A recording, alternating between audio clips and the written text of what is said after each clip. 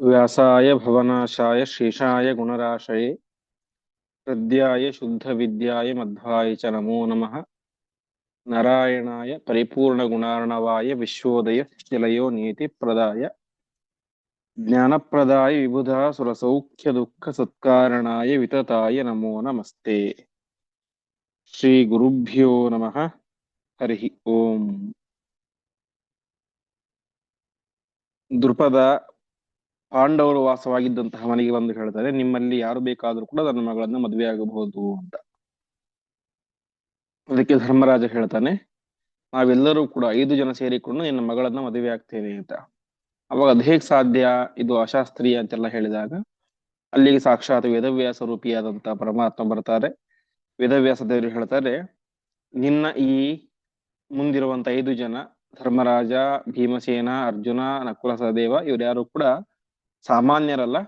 ಸಾಕ್ಷಾತ್ ಯಮಧರ್ಮ, ವಾಯು, ಇಂದ್ರ ಮತ್ತು ಅಶ್ವಿ ದೇವತೆಗಳ ಸಾಕ್ಷಾತ್ ಅವತಾರರಾಗಿದ್ದಾರೆ. ಹಾಗಾಗಿ ಇವರೆಲ್ಲರೂ ಕೂಡ ಹಿಂದೆ ಇಂದ್ರರಾಗಿದ್ದರು ಮತ್ತು ಮುಂದೆ ಪ್ರಸ್ತುತ ಇಂದ್ರರಾದಂಥವರು ಶ್ರೇಷ್ಠ ದೇವತೆಗಳು. ಹಾಗಾಗಿ ಅವಶ್ಯವಾಗಿ ಇವರಿಗೆ ನಿನ್ನ 5 ಜನ ಮಗಳನ್ನ ಮದುವೆ ಮಾಡಿಕೊಡು. ಯಾಕೆಂತಂದ್ರೆ ಇವರ ಪತ್ನಿಯರೇನೆ ದ್ರೌಪದಿಯಾಗಿ ಹುಟ್ಟಿದ್ದು. 5 ಜನ ಸೇರಿ ದ್ರೌಪದಿಯರಾಗಿ ಹುಟ್ಟಿದ್ದು.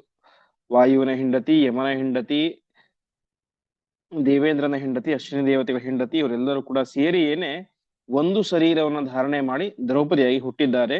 ಹಾಗಾಗಿ ನೀನು ಇಲ್ಲಿ ನಿನ್ನ ಒಬ್ಬ ಮಗಳನ್ನ 5 ಜನರಿಗೆ ಕೊಟ್ಟು ಮದುವೆ ಮಾಡ್ತಾ ಇಲ್ಲ, ಹೊರತು 5 ಜನರಿಗೆ ನಿನ್ನ ಮಗಳ ದೇಹದಲ್ಲಿರುವಂತ 5 ಜನ ದೇವಿಯರನ್ನ ಕೊಟ್ಟು ಮದುವೆ ಮಾಡ್ತಾ ಇದ್ದೀಯ. ಹಾಗಾಗಿ ಕೊಡು ಎಂಬುದಾಗಿ ಹೇಳಿದಾಗ ವೇದವ್ಯಾಸ ದೇವರು ಈ ರೀತಿಯಾಗಿ ಸ್ಪಷ್ಟವಾಗಿ ಹೇಳಿದರೂ ಕೂಡ ದೃಪದನ ಮನಸ್ಸು ಒಪ್ಪಲಿಲ್ಲ. ಮುಂದೆ ಏನಾಯಿತು ಅಂತ ಇಂದು 156ನೇ ಶ್ಲೋಕದಿಂದಾಗಿ ಪ್ರಾರಂಭ. ದಿವ್ಯಂ ಹಿ ದರ್ಶನಮಿದಂ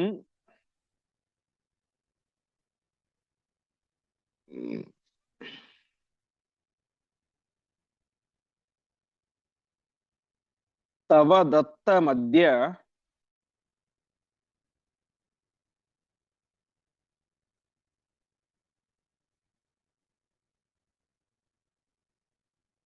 ಪಶ್ಯಾಶು ಪಾಂಡುತನಯಾನ್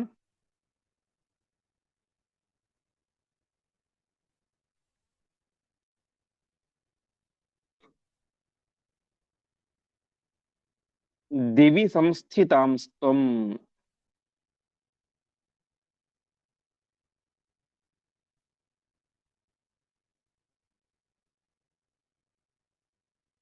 ಏತಾಂ ಚ ತೇ ದುಹಿತರಂ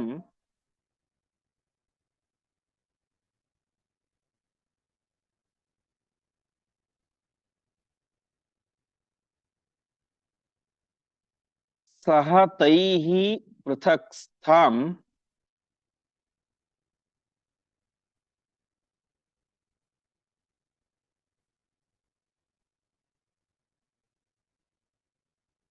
ತಲ್ಲಕ್ಷಣೈಃ ಸಹ ತತಃ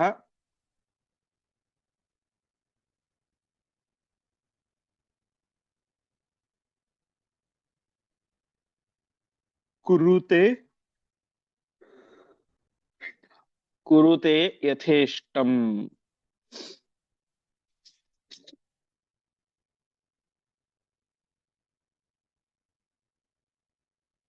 ತದಚ್ಛೇದ. ದಿವ್ಯಂ ಹಿ ದರ್ಶನಂ ಇದಂ ತವ ದತ್ತಂ ಅದ್ಯ ಪಶ್ಯ ಆಶು ಪಾಂಡುತನಯಾನ್ ದಿವಿ ಸಂಸ್ಥಿತಾನ್ ತ್ವಂ. ಏತಾಂ ಚ ತೇ ದುಹಿತರಂ ಸಹ ತೈಃ ಪೃಥಕ್ ಸ್ಥಾಂ. ತೈಃ ಪೃಥಕ್ ಸ್ಥಾಂ ಒಟ್ಟೆ ಪದ ಅದು. ಸಹ ತೈಃ ಪೃಥಕ್ ಸ್ಥಾಂ ತಲಕ್ಷಣೈಃ ಸಹ ತತಃ ಕುರು ತೇ ಯಥೇಷ್ಟಂ. ವೇದವ್ಯಾಸ ದೇವರು ಇಷ್ಟು ಸ್ಪಷ್ಟವಾಗಿ ಹೇಳಿದರೂ ಕೂಡ ದೃಪದನ ಮನಸ್ಸು ಒಪ್ಪಲಿಲ್ಲ. ಆವಾಗ ವೇದವ್ಯಾಸ ದೇವರು ಏನ್ ಮಾಡ್ತಾರೆ, ನಾನ್ ನಿನಗೆ ದಿವ್ಯ ದರ್ಶನಂ ದತ್ತಂ, ನಿನಗೆ ದಿವ್ಯ ದೃಷ್ಟಿಯನ್ನು ಕೊಡ್ತೇನೆ. ಯಾವ ರೀತಿಯಾಗಿ ಮುಂದೆ ಶ್ರೀಕೃಷ್ಣ ಪರಮಾತ್ಮ ಅರ್ಜುನನಿಗೆ ವಿಶ್ವರೂಪ ನೋಡ್ಲಿಕ್ಕೆ ಅಂತ ದಿವ್ಯ ದೃಷ್ಟಿಯನ್ನು ಕೊಟ್ಟನು. ಹಾಗೆ ಅವನ ಮಾವನಾದಂತಹ ದೃಪದನಿಗೆ ವೇದವ್ಯಾಸ ದೇವರು ದಿವ್ಯ ದೃಷ್ಟಿಯನ್ನು ಕೊಡ್ತಾ ಇದ್ದಾರೆ. ನೀನು ಆ ದಿವ್ಯ ದೃಷ್ಟಿಯ ಮೂಲಕ ದಿವಿ ಸಂಸ್ಥಿತ ದೇವಲೋಕದಲ್ಲಿ ಇರುವಂತಹ ಪಾಂಡುತನಯಾನ್ ಈ ಪಾಂಡವರನ್ನ ನೋಡು. ಅರ್ಥಾತ್ ಈ ಪಾಂಡವರೆಲ್ಲರೂ ಕೂಡ ಆ ದೇವಲೋಕದಲ್ಲಿ ಅರ್ಜುನ ಇಂದ್ರನಾಗಿ, ಭೀಮ ವಾಯುವಾಗಿ, ಯುಧಿಷ್ಠಿರ ಯಮಧರ್ಮನಾಗಿ, ನಕುಲ ಸಹದೇವರು ಅಶ್ವಿನಿ ದೇವತೆಗಳಾಗಿ ಅಲ್ಲಿ ಇದ್ದಾರೆ. ಅವರನ್ನ ನೋಡು. ಅಷ್ಟು ಮಾತ್ರ ಅಲ್ಲ, ತೇ ದುಹಿತರಂ ನಿನ್ನ ಮಗಳು ಅಲ್ಲಿ ತೈಹಿ ಪೃಥಕ್ ಸ್ಥಾಂ ಆ 5 ಜನರೊಟ್ಟಿಗೆ ಪೃಥಕ್ ಪೃಥಕ್ ಅಂದ್ರೆ ಪ್ರತ್ಯೇಕ ಪ್ರತ್ಯೇಕ ರೂಪವನ್ನು ಧಾರಣೆ ಮಾಡಿಕೊಂಡು ಅಲ್ಲಿದ್ದಾಳೆ ಅಂತ. ಅರ್ಥಾತ್ ದೇವಲೋಕದಲ್ಲಿ ಆ ಪಾಂಡವರು ತಮ್ಮ ಮೂಲ ಸ್ವರೂಪದಿಂದಾಗಿ ಆ ಅಶ್ವಿನಿ ದೇವತೆಗಳು, ವಾಯು, ಇಂದ್ರ ಮತ್ತು ಯಮಧರ್ಮ ಈ ರೂಪದಿಂದಾಗಿ ಇದ್ದಾರೆ. ಅಷ್ಟು ಮಾತ್ರ ಅಲ್ಲ, ಅವರ ಪಕ್ಕದಲ್ಲಿ ಅವರ ಪತ್ನಿಯರು ಶ್ಯಾಮಲ, ಶಚಿ, ಭಾರತಿ ಮತ್ತು ಉಷಾ ಇವರು ಅಲ್ಲಿ ಪ್ರತ್ಯೇಕವಾಗಿ ನಿಂತಿದ್ದಾರೆ. ಹಾಗಾಗಿ ಅದನ್ನ ನೋಡುವಂತ ವೇದವ್ಯಾಸ ದೇವರು ದೃಪದನಿಗೆ ದಿವ್ಯ ದೃಷ್ಟಿಯನ್ನು ಕೊಡ್ತಾ ಇದ್ದಾರೆ. ಹೀಗೆ ಅಲ್ಲಿ ಇರುವಂತಹ ಪಂಚ ಪಾಂಡವರನ್ನು ನೋಡು, ಅವರ ದೇವತಾ ಸ್ವರೂಪವನ್ನ, ಮತ್ತು ಅವರ ಜೊತೆಗೆ ಇರುವಂತಹ ಪ್ರತ್ಯೇಕವಾಗಿರುವಂತಹ ಅಲ್ಲಿ 5 ಜನ ಇದ್ದಾರೆ, ದೇವತೆಗಳಿದ್ದಾರೆ, ಯಮ, ವಾಯು, ಇಂದ್ರ ಮತ್ತು ಅಶ್ವ ದೇವತೆಗಳು. ಆದರೆ ದ್ರೌಪದಿಲಿ ಒಬ್ಬಳೇ ಆಗಿ ಇಲ್ಲ, ಪ್ರತ್ಯೇಕವಾಗಿ ಅವರ ಪತ್ನಿಯರತೆ ನಿಂತಿದ್ದಾಳೆ. ಹಾಗಾಗಿ ಅದನ್ನ ನೀನು ನೋಡು. ಅದಾದ ಮೇಲೆ ಯಥೇಷ್ಟಂ ಕುರು, ನಿನಗೇನ್ ಇಷ್ಟ ಬರುತ್ತೋ ಅದನ್ನ ಮಾಡು, ನಾನೇನ್ ನಿನಗೆ ಒತ್ತಾಯ ಮಾಡೋದಿಲ್ಲ. ಈ ದಿವ್ಯ ದೃಷ್ಟಿಯ ಮೂಲಕ ಪಾಂಡವರ ನಿಜವಾದಂತಹ ಸ್ವರೂಪವನ್ನ ಮತ್ತು ನಿನ್ನ ಮಗಳಲ್ಲಿ ಇರುವಂತಹ ಆ ದೇವಿಯರ ಸ್ವರೂಪವನ್ನು ಕೂಡ ನೀನು ಪ್ರತ್ಯೇಕವಾಗಿ ನೋಡು ಎಂಬುದಾಗಿ ವೇದವ್ಯಾಸ ದೇವರು ದೃಪದನಿಗೆ ದಿವ್ಯವಾದಂತಹ ದೃಷ್ಟಿಯನ್ನು ಕೊಟ್ಟು ಅನುಗ್ರಹವನ್ನ ಮಾಡ್ತಾ ಇದ್ದಾರೆ. ಮುಂದೆ ಇತ್ಯುಕ್ತ ವಾಕ್ಯಮನು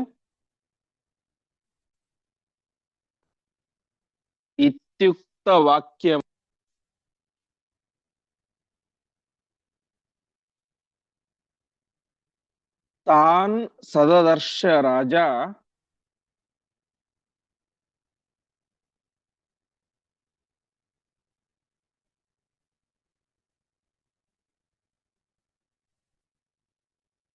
ಕೃಷ್ಣ ಪ್ರಸಾದ ಬಲತಃ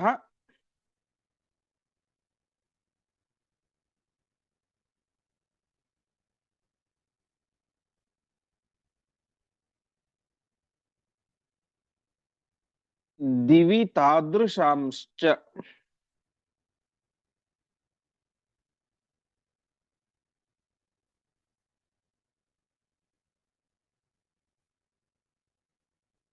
ಏತಾನ್ ನಿಶಮ್ಯ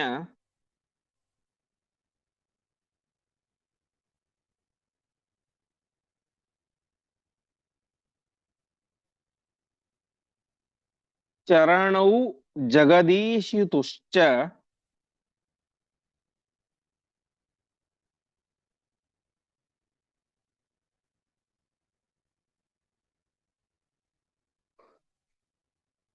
ಗೀತೋ ಜಗಾಮ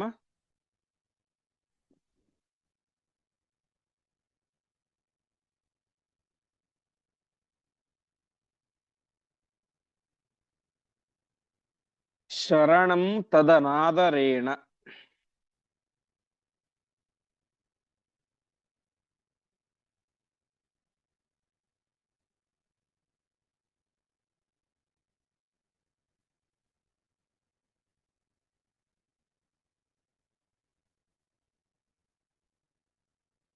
ಪದಚ್ಛೇದ ಇತಿ ಉಕ್ತವಾಕ್ಯಂ ಅನು ತಾನ್ ಸಹ ದದರ್ಶ ರಾಜ ಕೃಷ್ಣ ಪ್ರಸಾದ ಬಲತಃ ದಿವಿ ತಾದೃಶಾನ್ ಚ ಏತಾನ್ ನಿಶಮ್ಯ ಚರಣೌ ಜಗದೀಶಿತುಃ ಚ ಭೀತಃ ಜಗಾಮ ಶರಣಂ ತದನಾದರೇಣ. ಇತಿ ಉಕ್ತ ವಾಕ್ಯಂ, ವೇದವ್ಯಾಸ ದೇವರು ಈ ರೀತಿಯಾಗಿ ಹೇಳಿದರು, ಅವರ ಮೂಲ ಸ್ವರೂಪವನ್ನ ಕಾಣು ಅಂತ. ಆವಾಗ ಕೃಷ್ಣ ಪ್ರಸಾದ ಬಲತಃ, ವೇದವ್ಯಾಸ ದೇವರ ಅನುಗ್ರಹ ಬಲದಿಂದ ಆ ದೃಪದ ರಾಜ ತಾನೇನ್ ಮಾಡಿದ, ದಿವಿ ಆ ದೇವಲೋಕದಲ್ಲಿ ತಾದೃಶಾನ್ ಅಂಥವರನ್ನ ಕಂಡ ಅಂತ. ಅಂಥವರನ್ನು ಕಂಡ ಅಂತಂದ್ರೆ ವೇದವ್ಯಾಸ ದೇವರು ಯಾವ ರೀತಿಯಾಗಿ ಹೇಳಿದ್ದರು, ಅಲ್ಲಿ ಪಾಂಡವರು ಈ ಒಂದು ಶರೀರದಿಂದ, ಅರ್ಥಾತ್ ನೋಡ್ಲಿಕ್ಕೆ ಭೂಮಿ ಮೇಲೆ ಯಾವ ರೀತಿಯಾಗಿ ಅರ್ಜುನ ಇದ್ದಾನೋ ಯುಧಿಷ್ಠಿರ ಇದ್ದಾನೋ ಆ ರೀತಿಯಾಗೇನೆ ಫೇಸ್ ಕಟ್ ಎಲ್ಲ ಇದೆ.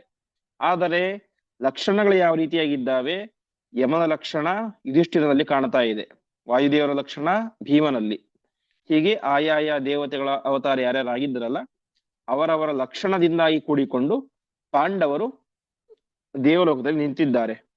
ಜೊತೆಗೆ ಅವರ ಪಕ್ಕದಲ್ಲಿ ದ್ರೌಪದಿ, ದ್ರೌಪದಿ ಒಬ್ಬಳಲ್ಲ, ಪ್ರತ್ಯೇಕವಾಗಿ ಯುಧಿಷ್ಠಿರನ ಪಕ್ಕದಲ್ಲೂ ದ್ರೌಪದಿ ನಿಂತಿದ್ದಾಳೆ. ಆದ್ರೆ ಲಕ್ಷಣಗಳು ಯಾವ ರೀತಿ ಇದ್ದಾವೆ, ಶ್ಯಾಮಲೆಯ ಲಕ್ಷಣ, ಯಮನ ಪತ್ನಿಯ ಲಕ್ಷಣ. ಪಕ್ಕದಲ್ಲಿ ವಾಯುದೇವರು, ಅವರ ಪಕ್ಕದಲ್ಲಿ ದ್ರೌಪದಿ ನಿಂತಿದ್ದಾಳೆ ಮತ್ತೆ ಪ್ರತ್ಯೇಕವಾಗಿ, ಅಲ್ಲಿ ಸಾಕ್ಷಾತ್ ಭಾರತೀ ದೇವಿಯರ ಲಕ್ಷಣ.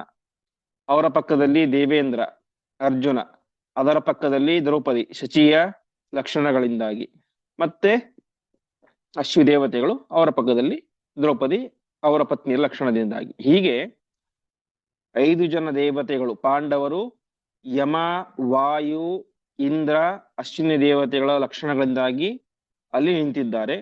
ಅವರ ಪಕ್ಕದಲ್ಲಿ ದ್ರೌಪದಿ ದೇವಿ ಪ್ರತ್ಯೇಕವಾದಂತಹ ರೂಪಗಳಿಂದಾಗಿ ಆ ದೇವತಾ ಸ್ತ್ರೀಯರ ಲಕ್ಷಣ, ಶ್ಯಾಮಲ, ಉಷಾ ಮುಂತಾದಂತಹ ದೇವಿಯರ ಲಕ್ಷಣಗಳಿಂದಾಗಿ ಕೂಡಿಕೊಂಡು ನಿಂತಿದ್ದನ್ನ ದೃಪದ ವೇದವ್ಯಾಸ ದೇವರು ಅನುಗ್ರಹ ಮಾಡಿಕೊಟ್ಟಂತಹ ದಿವ್ಯ ದೃಷ್ಟಿಯ ಮೂಲಕ ಕಂಡು ಅವನಿಗೇನಾಯ್ತು, ತುಂಬಾ ಹೆದರಿಕೆಯಾಗ್ಬಿಡ್ತು. ಯಾಕೆ ಹೆದರಿಕೆ ಅಂತಂದ್ರೆ, ತದನಾದರೇಣ, ವೇದವ್ಯಾಸ ದೇವರು ನನಗೆ ಮುಂಚೆಯೇನೆ ಸ್ಪಷ್ಟವಾಗಿ ಹೇಳಿದ್ರು ಕೂಡ ನಾನು ಅವರ ಮಾತನ್ನ ಗೌರವಿಸಲಿಲ್ಲ, ಆದರ ಮಾಡಲಿಲ್ಲ ಎಂಬುದಾಗಿ ತಾನೇ ಮಾಡಿದ, ತುಂಬಾ ಹೆದರಿ ಭೀತರಾಗಿ ಜಗದೀಶಿತು ಶರಣೌ ಜಗಾಮ, ವೇದವ್ಯಾಸ ದೇವರ ಪಾದ ಕಮಲವನ್ನ ಶರಣು ಹೊಂದಿದ. ಈ ರೀತಿಯಾಗಿ ಆ ವೇದವ್ಯಾಸ ದೇವರು ತಾವು ದೃಪದನಿಗೆ ವಿಶೇಷವಾದಂತಹ ಅನುಗ್ರಹವನ್ನು ಮಾಡಿ ದಿವ್ಯ ದೃಷ್ಟಿಯನ್ನ ಕೊಟ್ಟು ಅವರಿಗೆ ಪಾಂಡವರ ನಿಜವಾದಂತಹ ಸ್ವರೂಪವೇನು, ತನ್ನ ಮಗಳಾದಂತಹ ದ್ರೌಪದಿ ಯಾರು, ಅವಳೊಬ್ಬಳಲ್ಲ, ಅವರಲ್ಲಿ 5 ಜನ ಇದ್ದಾರೆ ಎನ್ನುವಂತಹ ಅವಳ ಸ್ವರೂಪವನ್ನ ದಿವ್ಯ ದೃಷ್ಟಿಯ ಮೂಲಕ ದರ್ಶನ ಮಾಡಿಸಿ ಕೊಟ್ಟರು.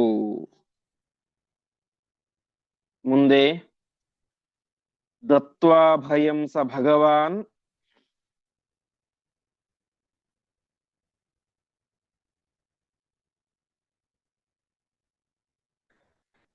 ದೃಪದಸ್ಯ ಕಾರ್ಯೇ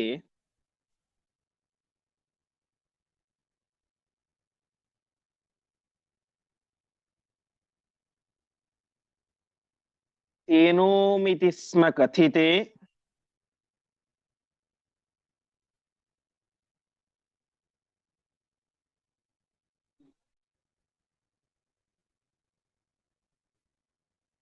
ಸ್ವಯಮೇವ ಸರ್ವಾಂ.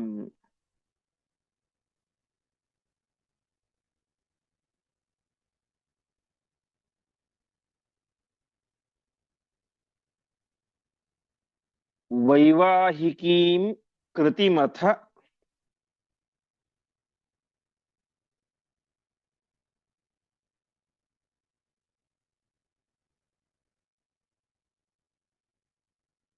ವ್ಯದಧಾಚ್ಚ ಧೌಮ್ಯ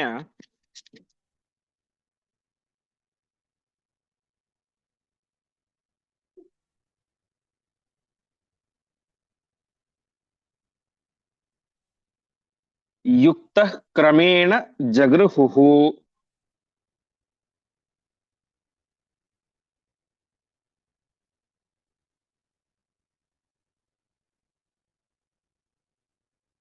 ನಿಖಿಲಾಶ್ಚ ಪಾಣಿಂ.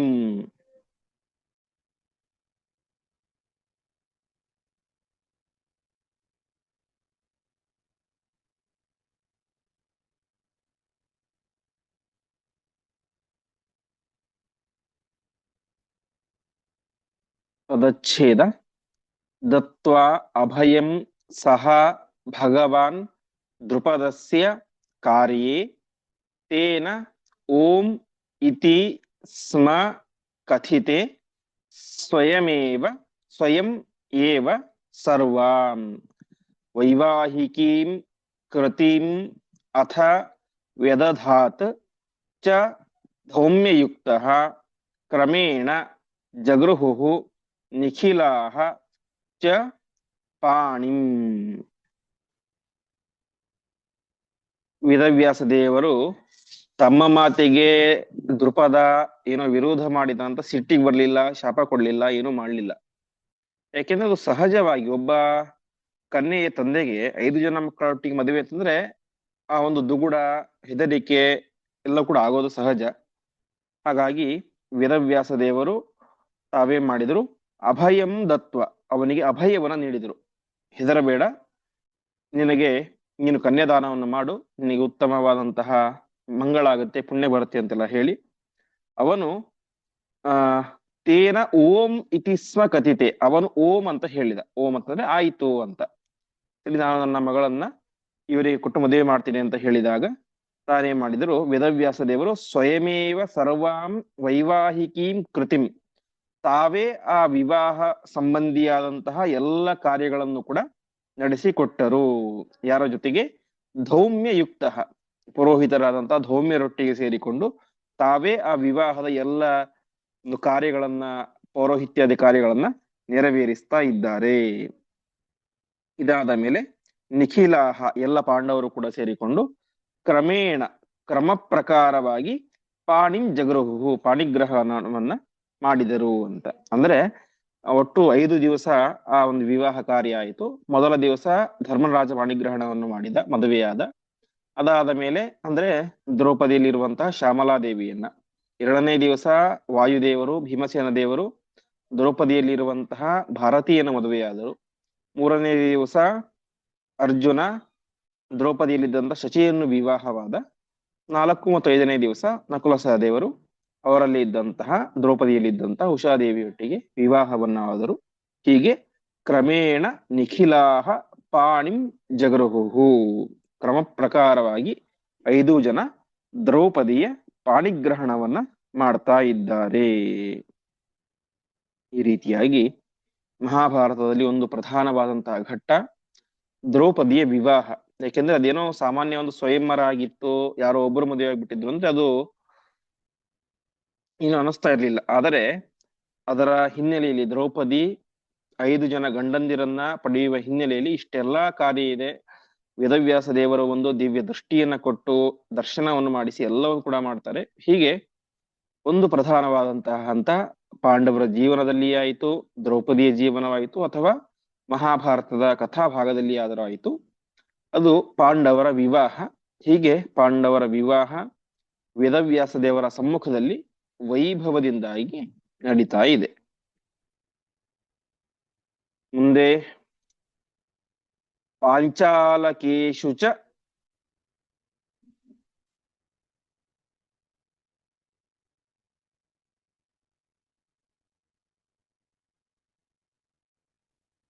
ಮಹೋತ್ಸವ ಆಸ ರಾಜ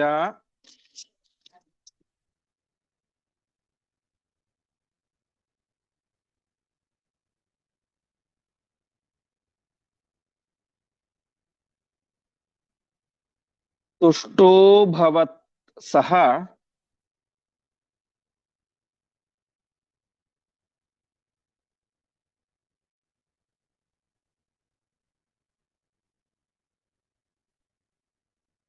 ಸುತೈಶ್ಚ ನಿಜೈಶ್ಚ ಸರ್ವೈಃ.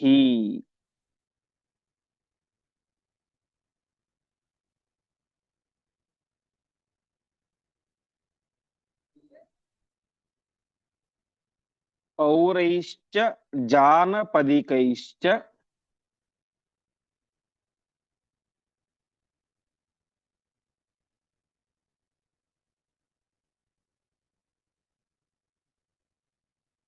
ಯಥೈವ ರಾಮೇ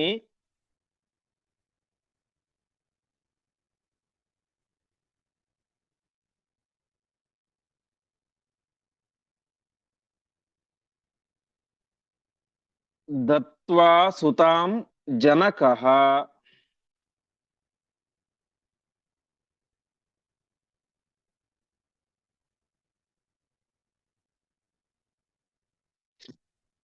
आपमुदं ततोनु।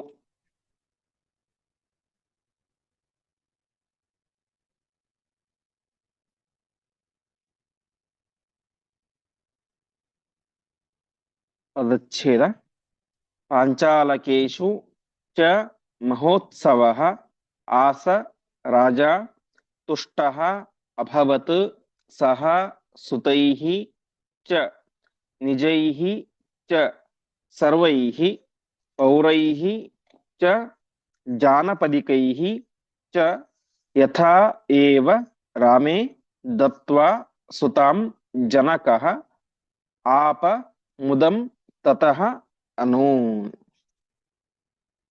ಮುಂದೆ ಪಾಂಚಾಲಕೇಶು, ಆ ಪಾಂಚಾಲ ದೇಶದಲ್ಲಿ ವೈಭವದಿಂದಾಗಿ ಪಾಂಡವರ ವಿವಾಹ ಮಹೋತ್ಸವ ನಡೀತಾ ಇದೆ.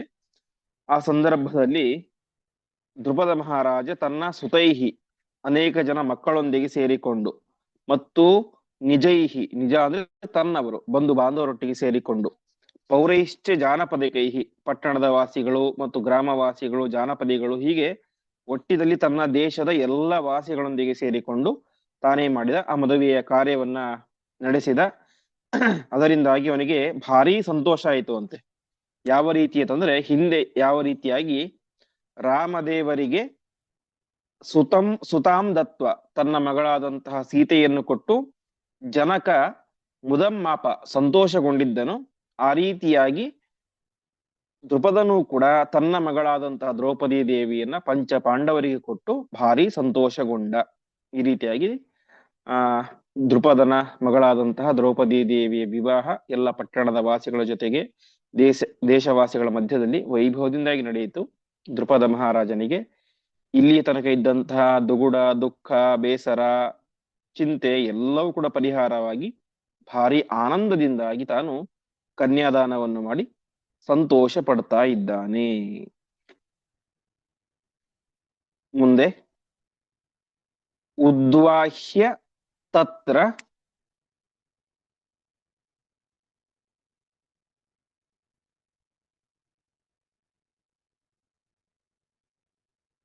ನಿವಸತ್ಸ್ವತ ಪಾಂಡವೇಶು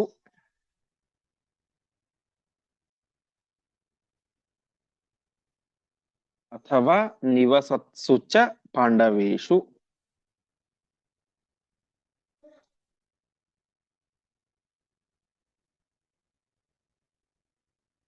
ಶ್ರುತ್ವೈವ ರಾಮಸಹಿತಃ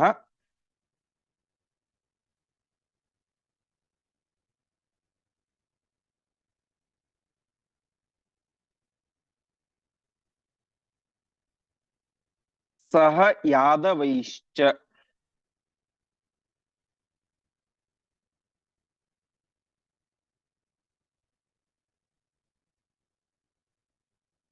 ಆದಾಯ ಪಾರಿಬರ್ಹಂ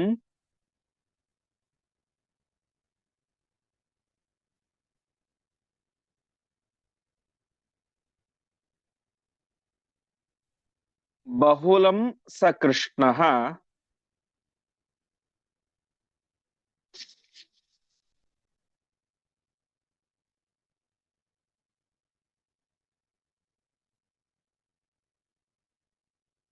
ಆಯಾನ್ ಮುದೈವ ಪೃಥಯ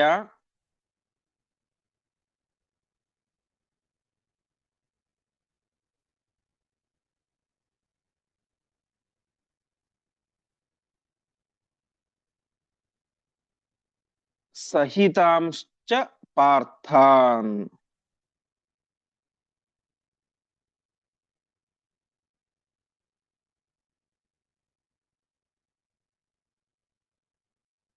ಪದಚ್ಛೇದ ಉದ್ವಾಹ್ಯ ತತ್ರ ನಿವಸತ್ಸು ಅಥ ಅಥವಾ ಚ ಪಾಂಡವೇಶು ಶ್ರುತ್ವಾ ಏವ ರಾಮಸಹಿತಃ ಸಹ ಯಾದವೈಃ ಚ ಆದಾಯ ಪಾರಿಬರ್ಹಂ ಬಹುಲಂ ಸಹ ಕೃಷ್ಣಃ ಆಯಾತ್ ಮುದಾ ಏವ ಪೃಥಯ ಸಹಿತಾನ್ ಚ ಪಾರ್ಥಾನ್ ಉದ್ವಾಹ್ಯ ಅಂದ್ರೆ ವಿವಾಹವಾಗಿ ಪಾಂಡವರೆಲ್ಲರೂ ಕೂಡ ತತ್ರ ನಿವಸತ್ಸು ಅಲ್ಲೇ ವಾಸ ಮಾಡ್ತಾ ಇದ್ದಾರೆ, ಪಾಂಚಾಲ ನಗರದಲ್ಲಿ ವಾಸ ಮಾಡ್ತಾ ಇದ್ದಾರೆ. ಆವಾಗ ಈ ವಿಚಾರ ಕೃಷ್ಣನಿಗೆ ಕಿವಿಗೆ ಬಿತ್ತು. ಆವಾಗ ಶ್ರೀಕೃಷ್ಣ ಪರಮಾತ್ಮ ರಾಮ ಸಹಿತ ಬಲರಾಮನೊಟ್ಟಿಗೆ ಸೇರಿಕೊಂಡು ಯಾದವೈಶ್ಚ ಸಹಿತ ಎಲ್ಲ ಯಾದವರೊಟ್ಟಿಗೆ ಸೇರಿಕೊಂಡು ಪಾರಿಬರಹಂ ಆದಾಯ, ಪಾರಿಬರಹ ಅಂದ್ರೆ ಉಡುಗೊರೆ, ಮದುವೆಗೆ ಕೊಡಬೇಕಾದಂತ ಉಡುಗೊರೆ, ಉಡುಗೊರೆಯನ್ನ ತೆಗೆದುಕೊಂಡು, ಅದು ಏನು ಸಣ್ಣ ಪುಟ್ಟ ಉಡುಗೊರೆ ಅಲ್ಲ, ಬಹುಲಂ ಪಾರಿಬರ್ಹಂ ಬಹಳ ದೊಡ್ಡ ದೊಡ್ಡ ವಿಶೇಷ ಉಡುಗೊರೆಗಳನ್ನು ತೆಗೆದುಕೊಂಡು ಬಂದು ಅವನೇನ್ ಮಾಡಿದ, ಆ ಪೃಥಯ ಸಹಿತಾನ್ ಪಾರ್ಥಾನ್ ಆಯಾತ್ ಮುದಾ, ಕುಂತಿಯೊಟ್ಟಿಗೆ ಸೇರಿದಂತಹ ಪಾಂಡವರ ಹತ್ತಿರ ಬಂದು ಆ ಮುದ ಮುದ ಆ ಆಯಾತ್ ಸಂತೋಷದಿಂದಾಗಿ ಬಂದ ಅಂತ. ಒಟ್ಟಿನಲ್ಲಿ ಪಾಂಡವರ ಮದುವೆಯ ವಿಚಾರ ಕೃಷ್ಣನ ಕಿವಿಗೆ ಬಿತ್ತು. ತಕ್ಷಣದಲ್ಲಿ ಕೃಷ್ಣ ವಿಶೇಷವಾದಂತಹ ಉಡುಗೊರೆಗಳನ್ನು ಸ್ವೀಕಾರ ಮಾಡಿ ತಾನು ಬಲರಾಮನೊಟ್ಟಿಗೆ ಎಲ್ಲ ಯಾದವರೊಟ್ಟಿಗೆ ಸೇರಿಕೊಂಡು ಕುಂತಿಯಿಂದ ಜೊತೆಗೆ ಇದ್ದಂತಹ ಪಾಂಡವರ ಹತ್ತಿರ ತುಂಬಾ ಸಂತೋಷದಿಂದಾಗಿ ಬರ್ತಾ ಇದ್ದಾನೆ. ಪಾಂಡವರಿಗೆ ಮದುವೆ ಆಗಿದೆ ಎನ್ನುವಂತ ವಿಚಾರವನ್ನು ಕೇಳಿ ಶ್ರೀಕೃಷ್ಣ ಪರಮಾತ್ಮನಿಗೆ ಭಾರಿ ಆನಂದ ಆಯಿತು ಅಂತ. ಮುಂದೆ ದೃಷ್ಟ್ವೈವ ತಂ ಮುಮುದುಹು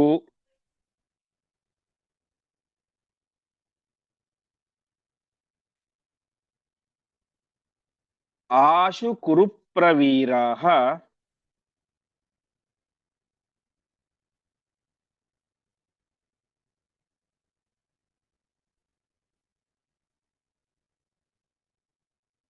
ಆಶ್ಲಿಷ್ಯ ಕೃಷ್ಣಮಥ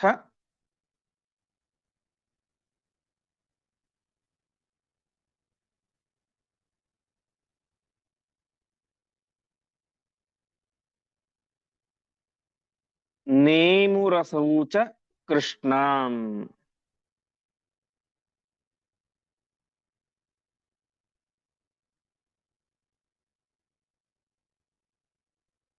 ದೃಷ್ಟ್ವಾ ಪ್ರದಾಯ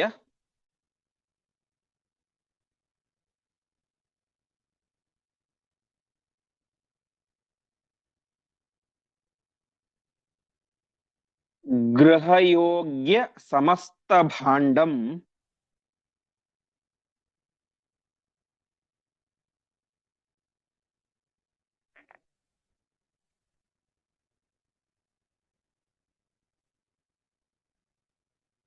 ಸೌವರ್ಣಮೇಭ್ಯ ಉರು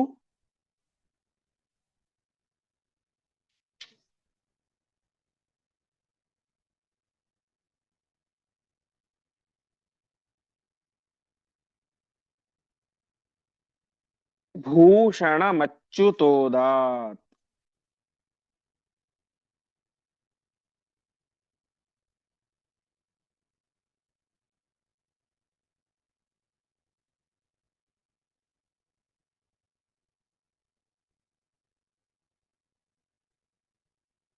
ಪದಚ್ಛೇದ.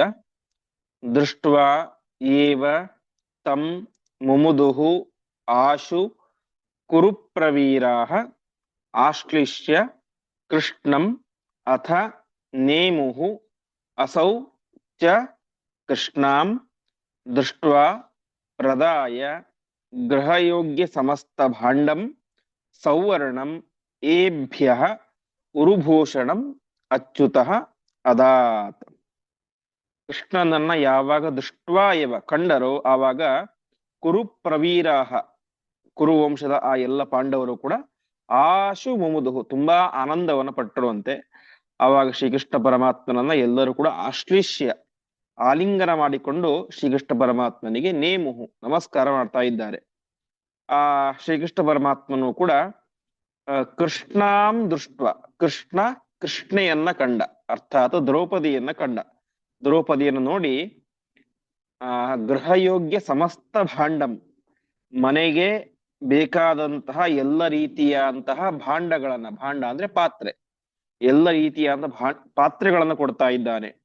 ಅಷ್ಟು ಮಾತ್ರ ಅಲ್ಲ, ಏಭ್ಯ ಈ ಪಾಂಡವರಿಗೆ ಸೌವರ್ಣಂ ಉರುಭೂಷಣಂ, ಬಂಗಾರದ ಬಹಳವಾದಂತಹ ಆಭರಣಗಳನ್ನ ಕೊಟ್ಟ. ಹೀಗೆ ಶ್ರೀಕೃಷ್ಣ ಪರಮಾತ್ಮ ಸಾಮಾನ್ಯ ಜಗತ್ತಿನಲ್ಲಿ ಒಬ್ಬ ಅಣ್ಣ ತನ್ನ ತಂಗಿಯ ಮನೆಗೆ ಹೋದಾಗ ಯಾವ ರೀತಿಯಾದಂತಹ ಉಡುಗೊರೆಗಳನ್ನು ಕೊಡ್ತಾನೋ ಹಾಗೆ ತಾನೂ ಕೂಡ ದ್ರೌಪದಿಗೆ ಮನೆಗೆ ಬೇಕಾದಂತಹ ಎಲ್ಲ ಪಾತ್ರೆ ಸಾಮಾನುಗಳನ್ನು ಕೊಡ್ತಾ ಇದ್ದಾನೆ.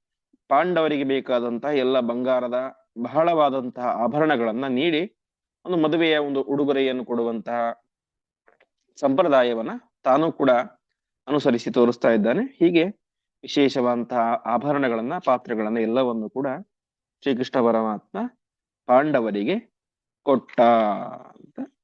ಮತ್ತೆ ಇನ್ನು ಅನೇಕ ರೀತಿಯಾದಂತಹ ವಸ್ತುಗಳನ್ನ ಪರಮಾತ್ಮ ಅವರಿಗೆ ಕೊಡ್ತಾರೆ. ಏನೇನನ್ನು ಕೊಟ್ಟ ಎನ್ನುವಂತ ವಿಚಾರವನ್ನ ಮತ್ತೆ ನಾವು ನಾಳೆಯ ಪಾಠದಲ್ಲಿ ನೋಡೋಣ ಎಂಬುದಾಗಿ ಹೇಳ್ತಾ ಇಂದಿನ ಪಾಠವನ್ನ ಶ್ರೀಕೃಷ್ಣಾರ್ಪಣಮಸ್ತು.